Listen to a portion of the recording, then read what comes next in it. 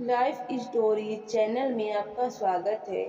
हमारी आज की कहानी है कोर्ट का न्याय। अरे मुरारी बाबू, आइए आइए, बड़े दिनों बाद दर्शन दिए आपने। पहले तो आए दिन सब्जियां लेने आ जाते थे। सब्जी वाले ने पूछा, अरे रामलाल, दो बूढ़े जन कितनी सब्जियां खा लेंगे? फिर महंगाई भी तो दिन ब दिन बढ़ती जा रही है, ज्यादा खर्चा क्यों करना? मुरारी लाल जी ने जवाब में कहा, ये बात तो है बाबूजी। अच्छा बताइए, कौन कौन सी सब्जी दूं? सब्जी वाले ने बड़ी उत्सुकता से पूछा। तो कुछ सोचते हुए मुरारी लाल जी बोले, बस 1 किलो प्याज और आधा किलो आलू ही दे दो। एक फूल गोभी भी डाल देना। ठीक है बाबूजी। 150 रुपया हो गए। सब सब्जियों के साथ धनिया पत्ती और हरी मिर्च डालते हुए सब्जी वाले ने कहा। तो मुरारी लाल जी ने संकोच भरी नजरों से उसकी ओर देखा और अपने कुर्ते की जेब से 100 रुपए निकाले और बोले, रामलाल, अभी ये 100 रुपए ही रख लो। पैसे तो मैं ज्यादा लेकर आया था, लेकिन पहले दवाइयाँ खरीदने चला गया। दवाइयों की कीमतें भी इतनी बढ़ गई हैं कि सारे पैसे वहीं खर्च हो गए। 50 रुपए फिर दे दूंगा। तो रामलाल बोले, बाबूजी, बरसों से आप मुझसे सब्जी खरीद रहे हैं। आपसे कभी पैसे मांगे हैं मैंने? जब पैसे हों तब दे देना। अभी आप यह 100 रुपए ही रख लीजिए। अरे नहीं रामलाल, मैं 1-2 दिन में आता हूँ, कहते हुए मुरारी लाल जी सब्जियां लेकर घर वापस लौट आए। आ गए आप? अरे ये क्या, आप तो पसीने से पूरी तरह भीग चुके हैं। पैदल गए थे क्या? मुरारी लाल जी की पत्नी सुगंधा जी ने पूछा। तो मुरारी लाल जी ने हाँ में सिर हिला दिया। फिर सुगंधा जी बोली, कितनी बार आपको कहा है कि ऑटो कर लिया करो, लेकिन आप मानते कहाँ हैं? और यह क्या, आप तो सब्जियां लेने गए थे, बस आलू प्याज लेकर वापस लौट आए। और क्या करता सुगंधा, जेब में सिर्फ 100 रुपए थे। यह सब्जियां भी उधार लेकर आया हूँ। अपनी इज्जत बचाने के लिए सब्जी वाले को भी झूठ बोलना पड़ा कि पैसे जो लाया था पर दवाइयों पर खर्च हो गए। कहने के तो आईएएस बेटे का बाप हूँ, लेकिन जेब में फूटी कौड़ी भी नहीं। कहते कहते मुरारी लाल जी की आंखें नम हो गईं। तो सुगंधा जी बोली, अरे पेंशन के पैसे खत्म हो गए थे तो अजय को फोन करके पैसे भेजने को कह देते। पेंशन आने में तो अभी 2-3 दिन बाकी है। लेकिन सुगंधा, उसे खुद भी तो समझना चाहिए ना कि माँ बाप के प्रति भी उसके कुछ कर्तव्य हैं। पेंशन के तौर पर जो 20,000 रुपये मुझे प्रति माह मिलते हैं, उसमें से भी मैं 10,000 रुपये लोन की किस्त के रूप में चले जाते हैं। वो लोन जो मैंने कभी अपने बेटे की पढ़ाई के लिए लिया था, उसे मैं आज तक चुका नहीं पाया हूँ।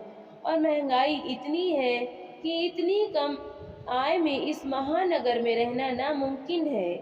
जिस बेटे का करियर बनाने के लिए हम लोगों ने अपनी इच्छाओं का गला घोंट दिया, वही बेटा आज अपने माँ बाप को छोड़कर अपना अलग बंगला बनाकर उसमें ठाठ से रह रहा है। क्यों? क्या हमें बुढ़ापे में अपने बच्चों के साथ की जरूरत नहीं थी? मुरारी लाल जी के दिल की कड़वाहट शब्दों के जरिए बाहर आई।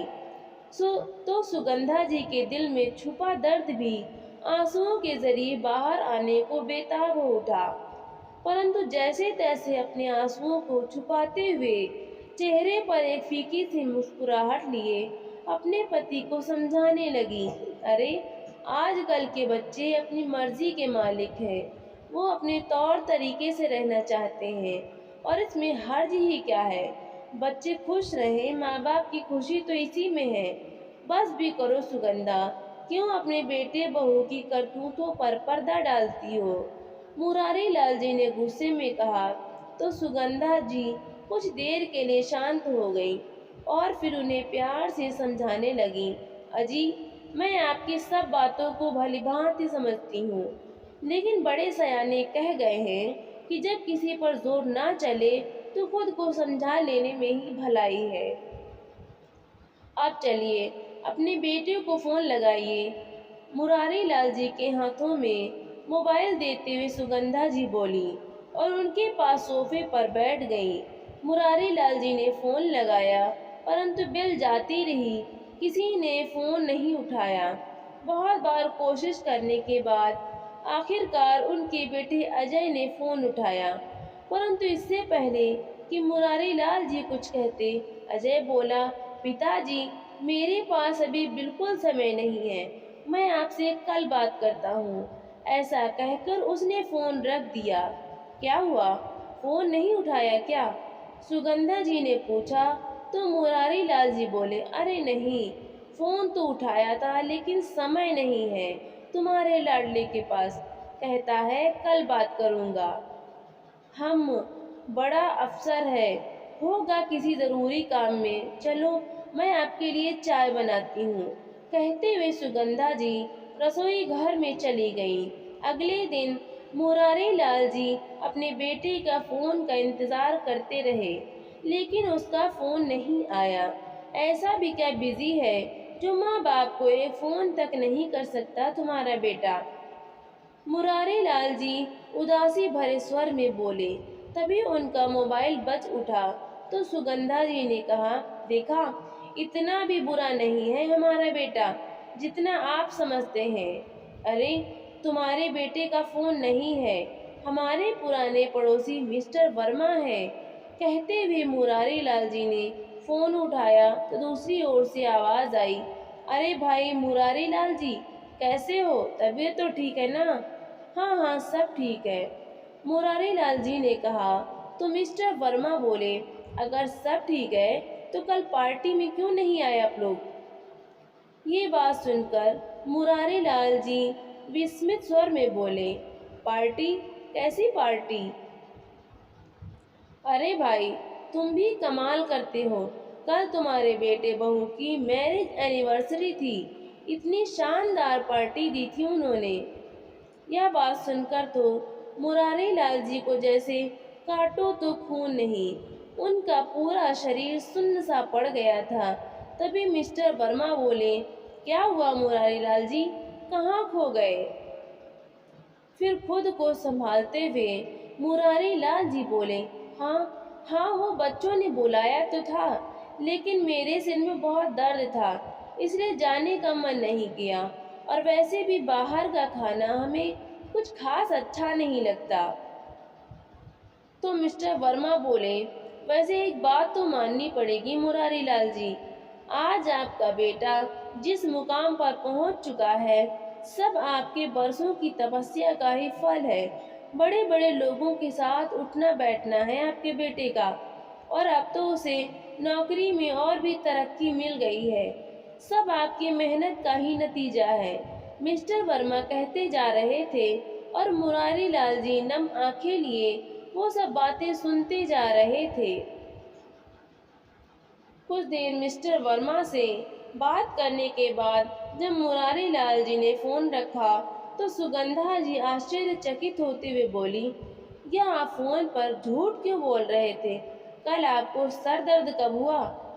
फिर मुरारी लाल जी ने एक गहरी सांस लेते हुए कहा, सुगंधा, कल हमारे बेटे बहू की मैरिज एनिवर्सरी थी। कल रात को हमारे अफसर बेटे ने 5 स्टार होटल में पार्टी दी है। अपने दोस्तों और जान पहचान वालों को इसी काम में व्यस्त होगा हमारा बेटा, जो हमसे बात करने के लिए भी उसके पास समय नहीं था। यह सुनकर सुगंधा जी हैरानी से बोली, अरे हाँ, कल तो 12 अगस्त थी। 12 अगस्त को तो बच्चों की एनिवर्सरी होती है, हम भूल कैसे गए उन्हें विश करना। शायद बच्चे हमसे नाराज होंगे, तभी तुम भी हद करती हो सुगंधा। हमने विश नहीं किया तो क्या तभी उन्होंने हमें पार्टी में नहीं बुलाया? असल बात तो यह है कि उन तथाकथित हाई सोसाइटी के लोगों के बीच में हमें बुलाकर वो अपनी बेइज्जती करवाना नहीं चाहते थे। मिस्टर वर्मा बता रहे थे कि पार्टी में शहर के बड़े बड़े रसूखदार लोग आए हुए थे। तुम ही बताओ सुगंधा, अब मैं उन्हें झूठ न बोलता तो और क्या कहता कि हमारे बेटे ने अपनी पार्टी पे अपने माँ बाप को न्योता तक नहीं दिया। अभी मुरारी लाल जी अपनी पत्नी को यह सब बातें बता ही रहे थे कि उनके मोबाइल पर नोटिफिकेशंस आने लगे। देखा तो मिस्टर वर्मा ने रात की पार्टी की कुछ तस्वीरें और वीडियो व्हाट्सएप पर शेयर की थी। सभी फोटोज और वीडियो को देखकर मुरारी लाल जी और सुगंधा जी हैरान हो गए। पार्टी वाकई बहुत शानदार थी। बहुत बड़े बड़े मंत्री और सेलिब्रिटीज आए हुए थे। अजय के दोस्तों और जान पहचान के लोगों के अलावा उनकी बहू के माता पिता और अन्य रिश्तेदार भी पार्टी में शामिल थे। एनिवर्सरी सेलिब्रेशन में एक बहुत बड़ा केक रखा गया था। केक काटते समय बहू के माता पिता उन दोनों के साथ खड़े थे। यह सब देखकर मुरारी लाल जी और सुगंधा जी जैसे निशब्द से रह गए। अगले 2 दिन बड़ी मुश्किल से उन्होंने घर का खर्चा चलाया। तीसरे दिन मुरारी लाल जी के हाथ में पेंशन आई तो सबसे पहले सब्जी वाले के पैसे देने चले गए। जैसे ही घर जाने के लिए वापस मुड़े तो हमेशा की तरह रास्ते में फलों की एक दुकान पर रुक गए। जैसे ही अंदर गए तो दुकानदार, जिसका नाम सोहन था, अपनी कुर्सी से उठकर उनके पैर छूने लगा तो मुरारी लाल जी ने उसे अपने गले से लगा लिया। कैसे हैं आप काका?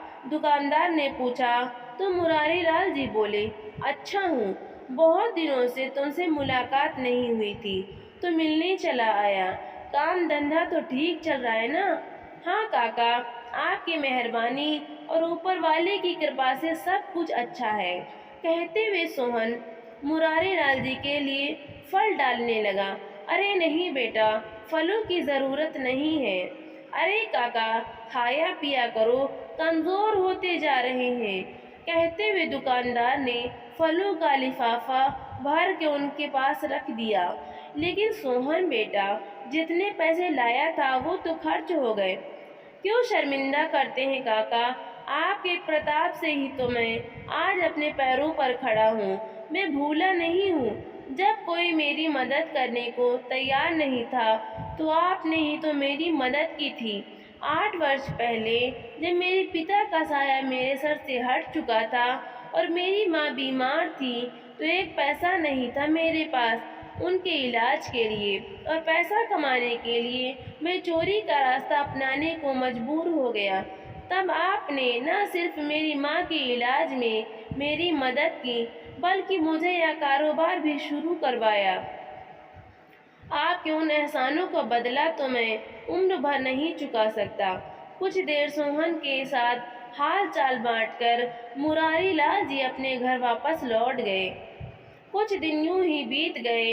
एक दिन सुबह सैर करके घर लौटे तो मुरारी लाल जी बोले, अरे यह क्या सुगंधा, तुम अभी तक सोई हो? तबीयत तो ठीक है ना? तो सुगंधा जी बोली, पता नहीं, फिर से सीने में जलन हो रही है। अरे सुगंधा, कितनी बार तुम्हें कहा है कि चल कर एक बार डॉक्टर से चेकअप करवा लेते हैं, लेकिन तुम मानते ही नहीं। अब खर्चे के डर से अपनी सेहत को तो नज़रअंदाज नहीं कर सकते ना। आज तुम्हें डॉक्टर के पास चलना ही पड़ेगा, नहीं तो मैं डॉक्टर को घर पर ले आऊँगा। जिद करके मुरारी लाल जी सुगंधा जी को पास में रहने वाले अपने फैमिली डॉक्टर के पास ले गए। लेकिन डॉक्टर ने चेकअप करके बताया, मामला कुछ गंभीर है, आप इन्हें किसी बड़े अस्पताल में दिखाइए। यह सुनकर मुरारी लाल जी चिंता में पड़ गए। ये सोचकर कि बड़े अस्पताल में खर्च भी बड़ा होता है, लेकिन इतने पैसे उनके पास नहीं थे। डॉक्टर से चेकअप कराकर जब घर लौटे तो मुरारी लाल जी ने फिर से अपने बेटे को फ़ोन लगाया। हेलो बेटा। हाँ पिताजी, कैसे हैं आप? बड़े दिनों से कोशिश कर रहा हूँ कि कुछ समय निकालकर आप लोगों से मिलने आ सकूं, लेकिन क्या करूं, हर बार कोई न कोई काम निकल ही आता है। बेटा, मैं तो ठीक हूँ, लेकिन तेरी माँ की तबीयत ठीक नहीं है। क्यों, क्या हुआ माँ को? अजय ने पूछा तो मुरारी लाल जी उदासी भरे स्वर में बोले, कुछ दिनों से बीमार चल रही हैं। डॉक्टर ने बड़े अस्पताल में दिखाने की सलाह दी है और तुझे तो पता ही है कि इतने पैसे मेरे पास नहीं हैं। तो पिताजी उन्हें डॉक्टर मल्होत्रा के पास ले जाइए ना, मैं उनसे बात कर लूँगा। हाँ बेटा, वो तो ठीक है, लेकिन अगर वो टेस्ट करवाने को बोलेंगे या फिर किसी और अस्पताल में जाने को कहेंगे तो पैसे तो चाहिए होंगे ना। अरे पिताजी, पूरे शहर में आप कहीं से भी इलाज करवाए, कोई भी टेस्ट करवाइए, बस मुझसे बात करवा देना। अब मैं फ़ोन रखता हूँ पिताजी, मुझे बहुत काम है। मुरारी लाल जी फ़ोन पर हेलो हेलो बोलते रह गए, लेकिन दूसरी ओर से फ़ोन कट चुका था। वे लाचार होकर कुर्सी पर बैठ गए। 3 दिन बाद जब रविवार आया तो अजय ने अपनी पत्नी मोहिनी से कहा, जल्दी तैयार हो जाओ, आज माँ पिताजी से मिलने जाना है। क्या? मैं नहीं जाने वाली उस बस्ती में, मोहिनी ने तपाक से जवाब दिया। तो अजय बोला, लेकिन मोहिनी, माँ की तबीयत खराब है, 2 दिन हो गए, पिताजी का फ़ोन आया था, मिलने जाना तो दूर, मैंने तो उन्हें पैसे तक नहीं भेजे। हाँ तो ड्राइवर के हाथ भेज दो ना पैसे, लेकिन मुझे चलने को मत कहो। अरे लेकिन माँ का हाल चाल पूछने तो जाना पड़ेगा। यह तो अच्छा हुआ कि पिताजी का दोबारा फ़ोन नहीं आया, नहीं तो मेरे पास तो बिल्कुल ही समय नहीं था वहाँ जाने के लिए। यह सुनकर मोहिनी बोली, मैं तुम्हें बताना ही भूल गई, 2 दिन पहले पिताजी का फ़ोन आया था मेरे फ़ोन पर। क्या? और तुमने बताया तक नहीं? तुम उस समय वीडियो कॉन्फ्रेंस में बिजी थे, वो तुमसे बात करना चाहते थे। मैंने कहा मैं बाद में बात करवा दूंगी, लेकिन मुझे नहीं लगता कि कोई परेशानी वाली बात होगी। अजय ने उसी समय अपने पिता को फ़ोन लगाया, लेकिन फ़ोन बिजी जा रहा था। मैं अभी वहाँ जाता हूँ, कहकर अजय तैयार होकर बाहर निकल गया। कुछ देर बाद मुरारी जी के घर के बाहर एक बड़ी सी गाड़ी आकर रुकी और गाड़ी से उतरकर अजय घर के अंदर आया। उस समय मुरारी जी अपनी एक दोस्त के साथ बैठे हुए थे। घर के अंदर आते ही उसने उन दोनों के पैर छुए, अपनी जेब से 10,000 रुपये निकाल कर मेज़ पर रखे और पास रखे टेलीफोन की ओर देखते हुए बोला, क्या पिताजी, मैंने आपको कितनी बार फ़ोन किया, लेकिन आपका फ़ोन ही नहीं लगा। यह देखो, आपने रिसीवर ही ठीक नहीं रखा। अच्छा, और मैं जो तुम्हें 2 दिनों से फ़ोन कर रहा हूँ उसका क्या? क्या बताऊँ पिताजी, मैं कितना व्यस्त था। जिस समय आपका फ़ोन आया मैं उस समय सीएम के साथ कॉल पर था। आपने दोबारा फ़ोन क्यों नहीं किया? बेटा, मैंने एक बार नहीं कम से कम 10 बार फ़ोन लगाया था बहू के मोबाइल पर। यकीन नहीं होता तो देखो मेरा मोबाइल। अच्छा, शायद स्विच ऑफ होगा उसका फ़ोन। चलो छोड़ो, आप ये मिठाई खाओ। आपके बेटे की तरक्की हो चुकी है, कैबिनेट सेक्रेटरी बन चुका हूँ अब मैं। लीजिए काका, आप भी खाइए। माँ, जल्दी बाहर आओ, आपकी फेवरेट मिठाई लाया हूँ। बहुत बड़ी खुशखबरी है बेटा, तुम्हारी माँ अब इस दुनिया में नहीं रही, मुरारी लाल जी गंभीर स्वर में बोले। तो अजय की हैरानी का ठिकाना ना रहा। सिर्फ तुम्हारी लापरवाही के कारण मेरी सुगंधा हमेशा हमेशा के लिए, कहते हुए मुरारी लाल जी की आंखें आंसुओं से भर आईं। क्या? यह क्या कह रहे हैं आप? तभी मुरारी लाल जी के दोस्त भूषण जी ने कहा, बेटा, तुम्हारे पिता ने डॉक्टर मल्होत्रा से सलाह ली तो उन्होंने अच्छे अस्पताल में जाने को कहा, लेकिन बड़े अस्पताल वाले ने तो बिना पैसे के तुम्हारी माँ को एडमिट तक नहीं किया। तुम्हारा यह बूढ़ा बाप अस्पताल वालों के सामने गिड़गिड़ाता रह गया, लेकिन पैसे जमा करवाए बिना वो इलाज शुरू करने को तैयार ही नहीं थे। यह सब सुनकर अजय के होश उड़ गए। वो अपना सिर पकड़कर बैठ गया। उसकी लापरवाही के कारण ही आज उसकी माँ इस दुनिया में नहीं थी। फिर स्वयं को संभालते हुए बोला, और माँ का अंतिम संस्कार भी परसों ही हो चुका है। फिर रोते हुए अजय बोला, ऐसा कैसे हो सकता है? आपने मुझे बताया तक नहीं। हाँ बेटा, मेरे पास यहाँ बहुत लोग हैं मेरी मदद के लिए। तुम जो अपने घर, जब हमें ज़रूरत थी तब अगर तुम वहाँ होते तो आज सुगंधा हमारे साथ होती। अब निकल जाओ यहाँ से, और हाँ, आपने अपने यहाँ पैसे भी लेते जाना। अब मुझे इनकी कोई ज़रूरत नहीं है। उसके बाद अजय उदास भाव से अपने घर वापस लौट आया। पिताजी मेरे साथ ऐसा कैसे कर सकते हैं? मैं तो अपनी माँ के अंतिम दर्शन भी नहीं कर पाया। अजय की इस बात पर उसकी पत्नी मोहिनी बोली, लेकिन पिताजी ने उनके संस्कार इतनी जल्दी क्यों कर दिया? मोहिनी, अगर तुमने फोन उठाया होता तो यह नौबत न आती। यह देखो, तुम्हारे फोन में 10 मिस्ड कॉल हैं। लेकिन अजय, यह कॉल्स किसी अननोन नंबर से आई है। मुझे कैसे पता चलेगा कि फोन किसका है? 2 दिन बीते तो अजय के पास उसके ससुर का फोन आया। मोहिनी ने फोन उठाया तो आवाज आई, बेटी जल्दी से टीवी ऑन करो। लेकिन हुआ क्या? सवाल मत पूछो मोहिनी, न्यूज़ चैनल लगाओ। मोहिनी ने जल्दी से टीवी चलाया तो सामने खबर आ रही थी, अदालत में आज एक अभूतपूर्व निर्णय लिया है।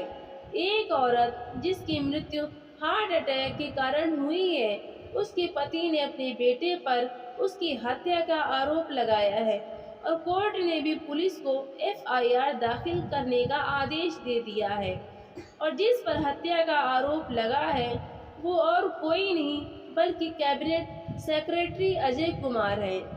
यह सुनकर तो अजय और मोहिनी की हवाइयाँ ही उड़ गईं। फिर स्क्रीन पर दिखाई दे मुरारी लाल जी। तो बताइए सर, जब आपकी पत्नी की मृत्यु हार्ट अटैक से हुई है तो आपने अपने बेटे पर हत्या का आरोप कैसे लगाया? जी मैडम, यह एक हत्या ही है। मेरी पत्नी की मृत्यु मेरे बेटे के लापरवाही के कारण हुई है। अगर मेरी पत्नी को समय से इलाज मिल जाता तो वो आज जिंदा होती। मेरा मानना है कि आज बहुत से बुजुर्ग ऐसे ही समस्याओं से गुजर रहे हैं, और मैं इस बात का माननीय कोर्ट का आभारी हूँ जो उन्होंने मुझे इन समस्याओं को सामने लाने का मौका दिया। मुझे पूरा यकीन है कि मुझे न्याय ज़रूर मिलेगा। यह देखकर तो मोहिनी का मुंह खुला का खुला रह गया, और अजय को तो जैसे काटो तो खून नहीं। जब मुरारी लाल जी घर लौटे तो उनके पास फोन आया। हेलो पिताजी, आप मेरे साथ यह सब कैसे कर सकते हैं? फिर मुरारी लाल जी बोले, बेटा अब तो कोर्ट में ही बात होगी, और फोन रख दिया। फिर मुरारी लाल जी अपनी आराम कुर्सी पर बैठ गए और आंखें बंद की तो आंसुओं से सराबोर आंखों से आंसू निकलकर उनके झुर्रीदार गालों को भिगो गए। धीरे धीरे इस केस की खबर पूरे शहर में आग की तरह फैलने लगी, और इस कारण अजय को नौकरी से सस्पेंड कर दिया गया। अब मुकदमा कोर्ट में गया तो मुरारी लाल जी ने अपना केस खुद ही लड़ने का फैसला किया। हालांकि अपनी मदद के लिए उन्होंने वकील हायर किया था। कार्यवाही शुरू की गई तो मुरारी लाल जी ने सबसे पहले अपने फैमिली डॉक्टर को बुलाया और पूछा, जिस दिन मैं अपनी पत्नी को आपके पास चेकअप के लिए लेकर आया था उस दिन क्या क्या हुआ था, आप सबको बता दीजिए। तो फिर डॉक्टर ने कहा, जिस दिन उन्होंने सुगंधा जी का चेकअप किया था तो मुरारी लाल जी को बताया था कि उन्हें माइल्ड हार्ट अटैक आया है, और उन्हें किसी अच्छे अस्पताल में दिखाने की सलाह दी थी। मुरारी लाल जी के पास फीस के भी पूरे पैसे नहीं थे, इसलिए मैंने उनसे कहा था कि आप पैसे बाद में दे देना। इस बात पर मुरारी लाल जी ने कहा, अब आप ही बताइए जज साहब, अगर मेरे पास डॉक्टर की फीस के भी पैसे नहीं थे तो मैं अपनी पत्नी का इलाज बड़ी अस्पताल में कैसे करवाता? इसके बाद मुरारी लाल जी ने एक और डॉक्टर को बुलाया और जज साहब को बताया कि यह उसी अस्पताल के डॉक्टर हैं जिस अस्पताल में वे अपनी पत्नी को इलाज के लिए लेकर गए थे। फिर अस्पताल के डॉक्टर ने अपनी गवाही में कोर्ट को बताया कि जब मुरारी लाल जी अपनी पत्नी को लेकर आए थे तो उनके पास अपनी पत्नी के इलाज के लिए बिल्कुल भी पैसे नहीं थे। इसलिए डॉक्टर ने इलाज करने से मना कर दिया क्योंकि यह अस्पताल के प्रोटोकॉल के खिलाफ था। मुरारी लाल जी ने मुझे बताया कि उनका बेटा एक आईएएस ऑफिसर है और वो अगले दिन आकर पूरे पैसे चुका देगा, परंतु जब अस्पताल मैनेजमेंट ने उन्हें अपने बेटे से बात करवाने को कहा तो वो काफ़ी देर फ़ोन लगाते रहे लेकिन अपने बेटे से बात नहीं करवा पाए। डॉक्टर की इस गवाही पर मुरारी लाल जी बोले, जज साहब, मैं उस रात अपने बेटे को फ़ोन लगाता रहा लेकिन उसने फ़ोन नहीं उठाया और फिर जब मैं अपनी बहू मोहिनी को फ़ोन लगाया तो उसने कहा कि अजय अभी किसी काम में व्यस्त है। मैं उसे बताने ही लगा था कि इस वक्त बहुत इमरजेंसी है, लेकिन उसने बिना सुने ही फ़ोन काट दिया। जज साहब, पैसे न होने के कारण कोई डॉक्टर मेरी पत्नी का इलाज करने को तैयार नहीं था। उसके बाद जैसे ही मैं अपनी पत्नी को लेकर सरकारी अस्पताल में जा रहा था, उसी दौरान उसकी हालत बहुत अधिक गंभीर हो गई और उसने वहीं रास्ते में दम तोड़ दिया। इस पर अजय के वकील ने अपनी दलील दी और मुरारी लाल जी को दोषी ठहराते हुए बोला, आपको उसी अस्पताल में रहकर अजय को फिर से फ़ोन करना चाहिए था। कुछ समय बाद वो फ़ोन का जवाब ज़रूर देता, लेकिन आपने अपनी पत्नी को ले जाने में जल्दबाजी दिखाई, जिस कारण उनकी मृत्यु हो गई। फिर मुरारी लाल जी गुस्से से बोले, एकदम गलत। पूछिए डॉक्टर साहब से कि मैं कितनी देर वहाँ इंतज़ार किया और कितनी बार अपने बेटे को फ़ोन लगाया। जब कहीं से कोई मदद नहीं मिली तभी मैं अपनी पत्नी को सरकारी अस्पताल में लेकर जा रहा था कि शायद उसकी जान बच सके। अगर इससे ज़्यादा इंतज़ार करता तो केवल इतना ही फ़र्क पड़ता कि मेरी पत्नी सड़क के बजाय अस्पताल में मर जाती। इन सब बातों को सुनने के बाद जज साहब ने अगली हियरिंग के लिए तारीख दे दी। जैसे ही सुनवाई खत्म हुई और मुरारी लाल जी बाहर निकले तो मीडिया वाले उनका इंटरव्यू लेने को तैयार खड़े थे, क्योंकि एक आम आदमी होते हुए भी जिस तरह की दलीलें उन्होंने पेश की थी, बड़े बड़े वकील भी उसके आगे घुटने टेक दें। अगली सुनवाई में जज साहब ने मुरारी लाल जी से पूछा कि आखिर आप इस केस से चाहते क्या हैं? तो मुरारी लाल जी ने कहा कि उन्हें 2.5 करोड़ रुपए की रकम चाहिए। यह बात सुनकर जज साहब बोले, लेकिन इतने रुपए ही क्यों? तो मुरारी लाल जी ने कहा, क्योंकि मैंने आज तक जितने भी पैसे अपने बेटे पर खर्च किए हैं वो कुल मिलाकर 2.5 करोड़ रुपए की रकम बनती है। तभी अजय का वकील बोला, आप पागल हो गए हैं मिस्टर मुरारी, आप जानते भी हैं आप क्या कह रहे हैं। तो मुरारी लाल जी बोले, जब अजय 5 साल का था तब हमें पता चला कि उसे दिल की एक गंभीर बीमारी है जिसका इलाज ऑपरेशन से ही संभव था और जिस पर लाखों रुपए का खर्च होना था। इतने पैसे मुरारी लाल जी के पास नहीं थे, तो अपने बेटे के इलाज के लिए उन्होंने अपने गांव की ज़मीन बेच दी थी। अगर आज वो ज़मीन मेरे पास होती तो उसे बेचने पर मुझे लाखों नहीं बल्कि करोड़ों रुपए मिलते। इसलिए मुझे उस ज़मीन की आज की कीमत जितनी रकम चाहिए अपने बेटे से, और इसके साथ साथ मुझे वो रकम भी चाहिए जो मैंने अपने बेटे की पढ़ाई पर खर्च की। अजय हमेशा से आईएएस बनना चाहता था, लेकिन इसके लिए उसे अच्छी कोचिंग की ज़रूरत थी। कोचिंग की फीस इतनी ज़्यादा थी कि मैं उसे अफोर्ड नहीं कर सकता था। इसलिए उसकी पढ़ाई के लिए मुझे लाखों का लोन लेना पड़ा, जिसकी किस्त मैं आज तक चुका रहा हूँ। मेरी इतनी हैसियत नहीं थी, लेकिन फिर भी अपनी हैसियत से बाहर जाकर मेहनत करके अपने बेटे को बड़ा किया, और आज जब आईएएस ऑफिसर बन गया तो हमें उसी पुराने मकान में छोड़कर अपनी बीवी के साथ आलीशान बंगले में रहने लगा। उसके बाद वो हमारी सारी जिम्मेदारियों से मुक्त हो गया। अपने इकलौते बेटे का चेहरा देखने तक को तरस गए हम लोग। कहते कहते मुरारी जी रुआंसे हो गए। इन सब बातों से मेरी पत्नी भी टेंशन में रहने लगी थी, और शायद इस वजह से उसे हार्ट अटैक आ गया।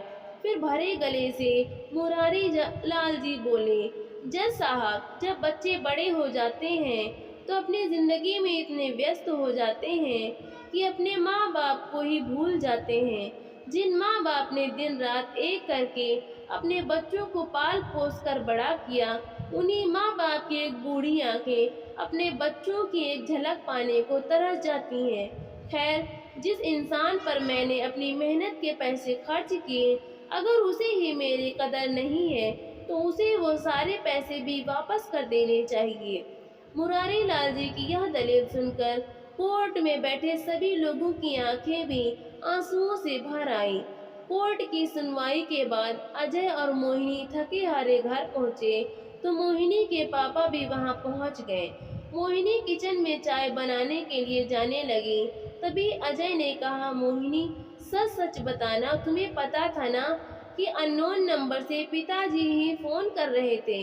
हाँ, मुझे पता था, और मैं जानती थी कि अगर मैंने फ़ोन उठाया तो पिताजी फिर से अपनी परेशानियों का दुखड़ा रोना शुरू कर देंगे, इसलिए मैंने फ़ोन नहीं उठाया। लेकिन मोहिनी, सिर्फ तुम्हारी वजह से आज मैं इतनी बड़ी मुसीबत में फंसा हूँ। लेकिन इसमें मेरी कहाँ गलती है? जब उन्होंने पहली बार फ़ोन किया था तब फ़ोन मैंने ही उठाया था। क्या उस समय वो पूरी बात नहीं बता सकते थे कि माँ की तबीयत खराब है? फिर अजय अपने ससुर जी से बोला, पापा, मुझे लगता है कि जो पैसे मेरे पिताजी ने मांगे हैं मुझे उन्हें दे देने चाहिए। इस बात पर मोहिनी गुस्से से भड़कते हुए बोली, बिल्कुल नहीं। आज तक तुम्हारे पिता ने तुम पर जितने भी पैसे खर्च किए हैं वो उनका फर्ज था। सभी माँ बाप अपने बच्चों के लिए करते हैं। उन्होंने कुछ नया नहीं किया। जो खर्च के पैसे मांगने निकल पड़े हैं, ऊपर से हमारे ज़माने भर में बेइज्जती करवा कर रख दी। मैं तुम्हें बता देती हूँ, जितनी बदनामी हमारी हुई है ना, अब तो मैं उन्हें एक पैसा नहीं देने दूंगी। शट अप मोहिनी, बकवास बंद करो अपनी। मैं पहले ही बहुत परेशान हूँ। अजय गुस्से से चिल्लाया तो उसके ससुर जी बोले, मेरे पास एक प्लान है जिससे सांप भी मर जाएगा और लाठी भी नहीं टूटेगी। कैसा प्लान पापा? अजय ने पूछा तो उसके ससुर जी ने उसे अपनी तरकीब बताई, जिसे सुनकर मोहिनी के चेहरे पर एक कुटिल मुस्कान आ गई। अजय को भी आइडिया पसंद आया तो उसके ससुर जी ने अपने मोबाइल से कहीं बात की और फिर फ़ोन काटते हुए बोले, बस अगली हियरिंग में बाजी पलटी ही समझो। कोर्ट की अगली हियरिंग के लिए जब मुरारी लाल जी कोर्ट में पहुंचे तो वहां खड़े सभी पत्रकार अपने अपने चैनल के लिए न्यूज़ बनाने लगे।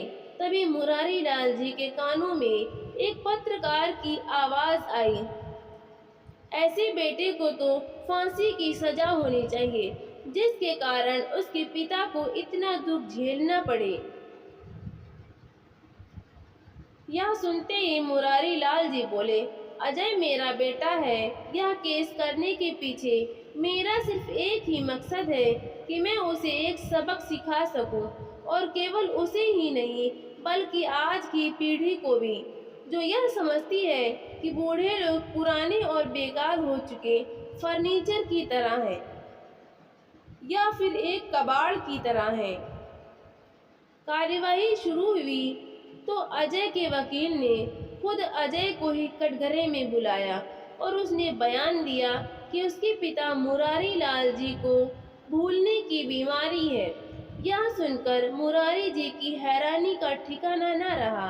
उसके बाद अजय के वकील ने मुरारी लाल जी के वकील से भी पूछताछ की और जब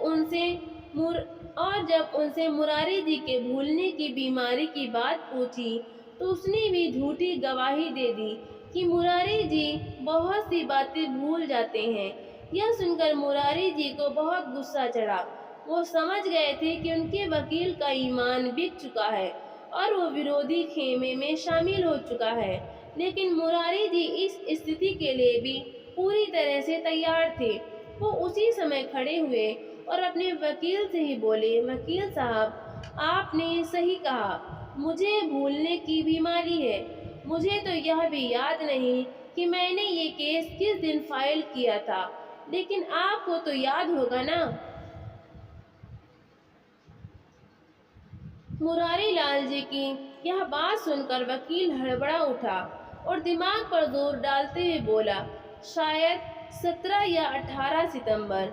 जी नहीं, 20 सितंबर। अच्छा, यह बताइए कि केस की सुनवाई कौन कौन सी तारीख को हुई? मुरारी लाल जी ने पूछा तो वकील बोला, मेरी डायरी में सब लिखा है, अभी देखकर बता देता हूँ। अरे अरे, इतनी तकलीफ करने की जरूरत नहीं है। अगर आपको याद नहीं तो मैं बता देता हूँ। 24 सितंबर, 4 अक्टूबर, 15 अक्टूबर और आज 27 अक्टूबर। अच्छा, यह बताइए कि हम दोनों अभी जिस टैक्सी में बैठकर आए हैं उस टैक्सी का नंबर क्या था? इस प्रश्न पर वकील हैरान रह गया।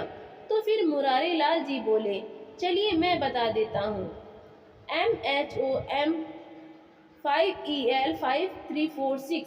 मुरारी लाल जी की बात पर अजय और मोहिनी के साथ साथ उनका वकील भी खड़ा रह गया। उन्होंने साबित कर दिया था कि उनकी याददाश्त बाकी लोगों से कहीं ज्यादा तेज है। इसके बाद जज साहब अपने फैसले पर पहुंच गए और बोले कि अजय निर्दोष है। भले ही वो अपने माता पिता के प्रति लापरवाह रहा हो, परंतु उसे अपनी मां की हत्या का दोषी करार नहीं दिया जा सकता। लेकिन आज तक जितने भी पैसे मुरारी जी ने अपने बेटे पर खर्च किए हैं, वो पैसे अजय को उन्हें वापस लौटाने होंगे। यह फैसला सुनकर मुरारी लाल जी की आंखों में आंसू आ गए और जज साहब के सामने हाथ जोड़ते हुए बोले, मैं जानता था कि अजय को कोई सजा नहीं होगी, परंतु मैं समाज में जागरूकता लाना चाहता था ताकि आज की पीढ़ी अपने माँ बाप की कद्र करे और उन्हें सम्मान दे। इसके बाद जब मुरारी लाल जी घर पहुंचे तो उनके दोस्त भूषण जी उनके पास आए और बोले, यार मुरारी, मैं तो तेरा बहुत शुक्रगुजार हूँ। मेरा बेटा जो बेंगलुरु में नौकरी करता है, महीने में 1 या 2 बार बड़ी मुश्किल से फोन किया करता था, लेकिन जब से तुमने अपने बेटे के खिलाफ केस दाखिल किया उसके बाद से वो मुझे दिन में 2 बार फोन करने लगा है और तो और हर वीकेंड पर मिलने भी आता है। यह सुनकर मुरारी लाल जी के चेहरे पर मुस्कान आ गई। 2 महीने बीते तो एक दिन अजय के पास एक फोन आया। हेलो बेटा अजय, जन्मदिन मुबारक हो। यह सुनकर अजय की हैरानी का ठिकाना न रहा, क्योंकि यह आवाज़ किसी और की नहीं बल्कि उसकी माँ सुगंधा जी की थी। माँ, आप जिंदा हैं? कहते हुए अजय की आवाज़ कांपने लगी। तो दूसरी ओर से मुरारी लाल जी बोले, हाँ बेटा, तुम्हारी माँ जिंदा है। वो हमें छोड़कर कहीं नहीं गई थी। मैंने ही दुनिया वालों के सामने झूठ बोला था। यह सुनकर अजय की आंखों में खुशी के आंसू आ गए और सामने खड़ी मोहिनी को समझ ही नहीं आ रहा था कि आखिर हो क्या रहा है। जब फोन रखा और अजय ने जब मोहिनी को यह बात बताई तो वो गुस्से से तमतमा उठी। अब मैं उन्हें दिखाऊंगी कि कोर्ट में किसी को कैसे घसीटा जाता है। यह तुम क्या कह रही हो मोहिनी?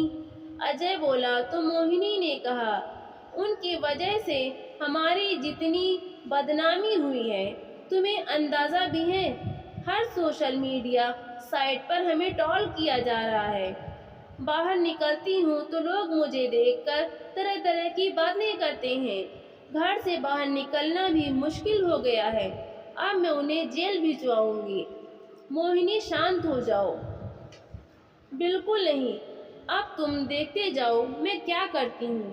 कहते हुए मोहिनी ने अपने पापा को फोन लगाया। अगले ही दिन पुलिस मुरारी लाल जी को गिरफ्तार करके ले गई और केस रीओपन हो गया। जैसे ही पुलिस सुनवाई के लिए मुरारी लाल जी को अदालत में लेकर गई तो मीडिया वाले बोले, अरे बाबा, आपने ऐसा क्यों किया? सब लोगों को आप पर कितना विश्वास था। तो मुरारी लाल जी मुस्कुराते हुए बोले, मैंने कुछ गलत नहीं किया है।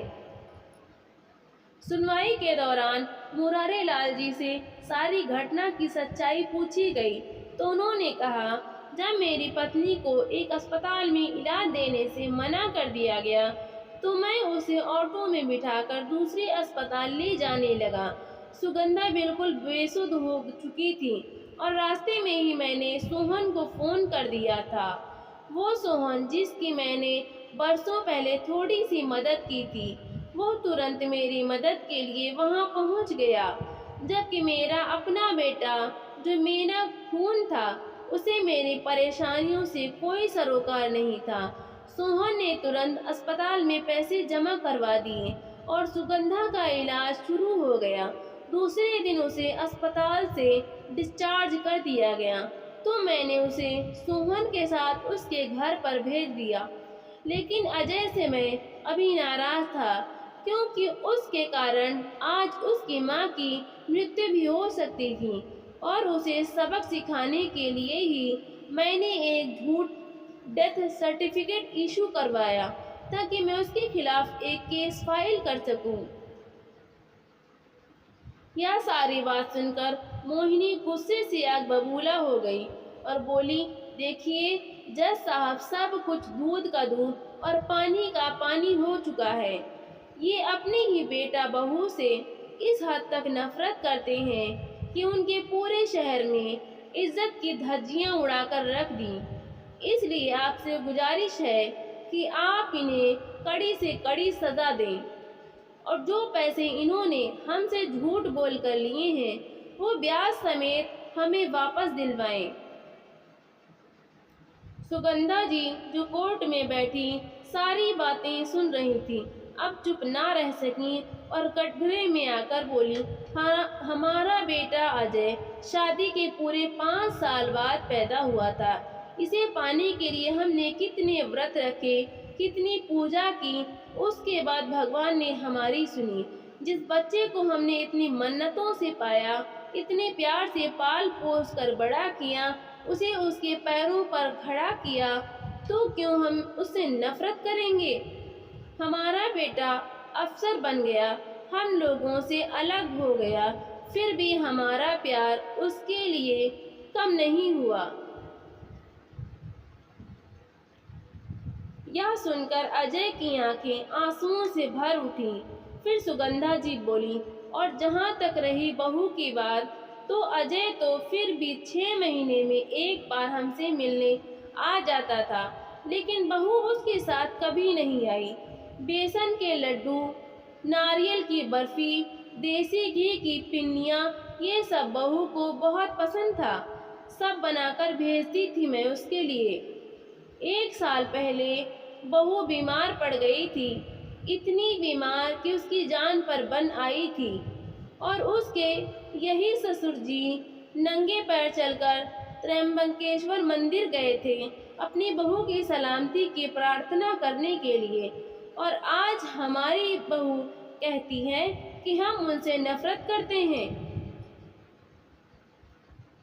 मोहिनी बहू, जो रुपए तुम अपने ससुर जी से मांग रही हो ना, उसमें से 1 पैसा भी अब उनके नाम पर नहीं है। यहाँ तक कि उन्होंने तो अपने बस्ती वाला मकान भी बेच दिया है।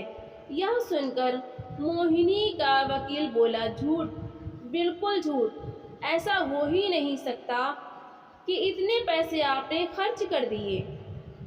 तो सुगंधा जी बोली, लेकिन ऐसा हुआ है, मेरे पति ने उन पैसों से एक बहुत बड़ा वृद्धाश्रम बनाया है, जिसमें औलाद द्वारा दुत्कारे हुए बूढ़े लोगों के लिए सभी सुविधाएं उपलब्ध हैं, ताकि वो लोग अपने जीवन की संध्या बेला में आनंद से रह सकें। वे जानते थे कि उन्होंने अपराध किया है और एक दिन यह सच सबके सामने भी आएगा, परंतु वे लाखों बुजुर्गों के परेशानियां, उनका दर्द, उनके दुख सबके सामने लाना चाहते थे और अपने इस मकसद में वो कामयाब भी हुए हैं।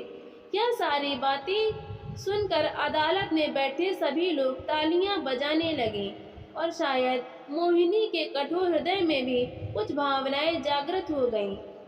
खड़ी होकर वो बोली, जज साहब, मैं अपना केस वापस लेती हूँ, और कोर्ट से बाहर चली गई। तभी जज साहब बोले, केस तो वापस ले लिया गया है, लेकिन मुरारी जी ने जो किया उसे अदालत माफ नहीं कर सकती, इसलिए उन्हें 3 महीने कैद की सजा सुनाई जाती है।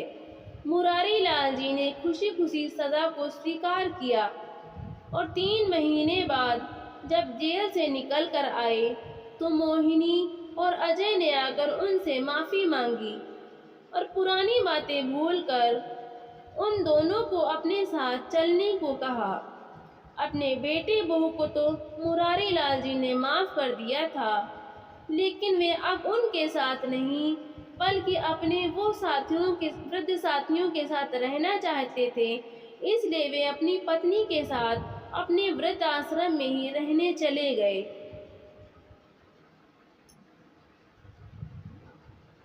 तो दोस्तों, आपको ये कहानी कैसी लगी? लाइक करें, ज़्यादा से ज़्यादा शेयर करें और कमेंट करके हमें ज़रूर बताएं और चैनल को सब्सक्राइब करना बिल्कुल भी ना भूलें। तो मिलते हैं हम अगली नई कहानी के साथ। बहुत बहुत धन्यवाद।